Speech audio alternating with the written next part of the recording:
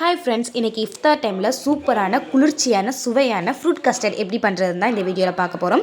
அதுக்கு ஃபஸ்ட்டு பாலை நல்லா காய்ச்சி எடுத்துக்கோங்க. ஃப்ரூட் கஸ்டர்டில் லைட்டாக தண்ணி ஆட் பண்ணிவிட்டு இதையும் மிக்ஸ் பண்ணிக்கோங்க. இது நிறையா மாலில் கிடைக்குங்க. அதுக்கடுத்து உங்களுக்கு தேவையான ஃப்ரூட்ஸ் எல்லாத்தையும் வாங்கி வச்சுக்கோங்க. நம்ம காய்ச்சி வச்சுருக்க பாலோட மிக்ஸ் பண்ணியிருக்க அந்த கஸ்டர்டையும் ஆட் பண்ணிக்கோங்க.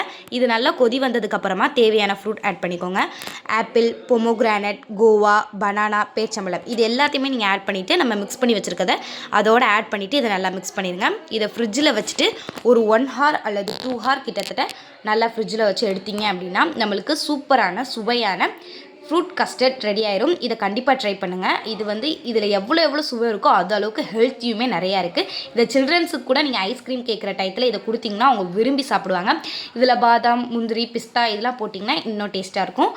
ஒரு ஐஸ்கிரீமையும் தூக்கி வச்சுருங்க. சூப்பராக இருக்கும். கண்டிப்பாக ட்ரை பண்ணி பாருங்கள்.